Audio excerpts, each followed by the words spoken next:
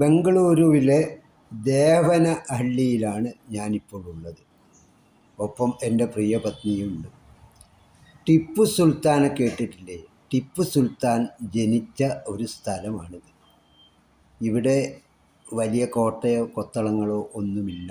അദ്ദേഹം ജനിച്ച സ്ഥലത്ത് ഒരു ചെറിയ ഫോർട്ട് പോലൊരു സാധനം ഉണ്ടാക്കിയിട്ടുണ്ട്.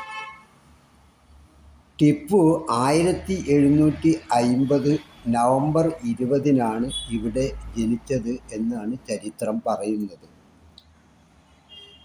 ഫാത്തിമ ഫക്രുന്നീസ ഹൈദർ അലി ദമ്പതികൾക്ക് പിറന്ന വീരനായ പുത്രൻ, കടുവ എന്നും നമ്മൾ പറയാറില്ലേ, ടിപ്പു സുൽത്താൻ്റെ ജന്മസ്ഥലത്താണ് ഞാനിപ്പോൾ ഉള്ളത്. മൈസൂർ സൈന്യത്തിലെ പ്രമുഖരായ സൈന്യത്തെയൊക്കെ നയിച്ച ആളായിരുന്നു ടിപ്പു. പിന്നീട് അദ്ദേഹം രാജാവായി. അദ്ദേഹത്തിൻ്റെ മരണശേഷമാണ് പിതാവ് ഹൈദർ അലിക്ക് മരണശേഷമാണ് ടിപ്പു രാജാവാകുന്നത്. അദ്ദേഹം 1779 മെയ് 4-ന് ശ്രീരംഗപട്ടണത്ത് വെച്ചായിരുന്നു ഇഹലോകവാസം വെടിഞ്ഞത്. അപ്പോൾ ഇതിനോട് അനുബന്ധിച്ച് തന്നെ മറ്റൊരു കോട്ട കൂടിയുണ്ട്. പക്ഷെ ആ കോട്ടയ്ക്ക് ടിപ്പു സുൽത്താൻ്റെ കുടുംബവുമായി യാതൊരു ബന്ധവും ഉണ്ടായിട്ടില്ല.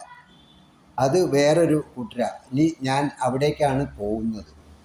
അപ്പോൾ ടിപ്പുവിൻ്റെ ഈ എന്താ പറയുക, ജന്മസ്ഥലത്ത് നിന്ന് ഞങ്ങൾ കോട്ടയിലേക്ക് പോവുകയാണ്. ഇത് ദേവനഹള്ളി കോട്ടയാണ്. ദേവനഹള്ളി ടിപ്പുവിൻ്റെ ഈ ജന്മസ്ഥലത്തിൻ്റെ അവിടുന്ന് വളരെ കുറച്ച് ദൂരം നടന്ന് ചെന്ന് കഴിഞ്ഞാൽ ഇത് കാണാം. ഇത് ബംഗളൂരുവിലെ ഒരു പഴയ കോട്ടയാണ്. ഈ കോട്ടയ്ക്ക് ദേവനഹള്ളി ഫോർട്ട് എന്നാണ് ഇവിടെ എഴുതി വച്ചിട്ടുള്ളത്. 1500-കളിൽ സാൽവ നരസിംഹയുടെ കാലത്ത് പണിതതാണ് ഈ കോട്ട എന്ന് ചരിത്രരേഖകൾ പറയുന്നുണ്ട്.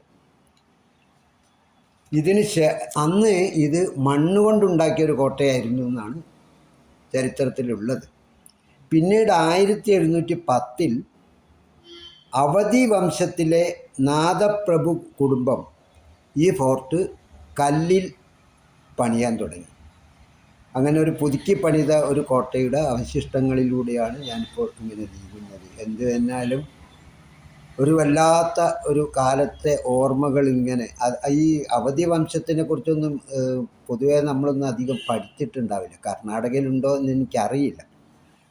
മൈസൂർ രാജ്യത്തിൻ്റെ നിയന്ത്രണത്തിലായത് ഈ 1710 കാലത്തിന് ശേഷമാണ്. അപ്പോൾ എങ്ങനെ നോക്കിയാലും ഒരു വലിയ രാജാവിൻ്റെ ജന്മം ഈ ഫോർട്ടിൻ്റെ അടുത്തായതും എന്തോ ഒരു യാദൃശ്ചികമാവാം. അല്ലാതെ കോട്ടയ്ക്ക് ടിപ്പുവിൻ്റെ കാലവുമായിട്ട് വലിയ ബന്ധമില്ല.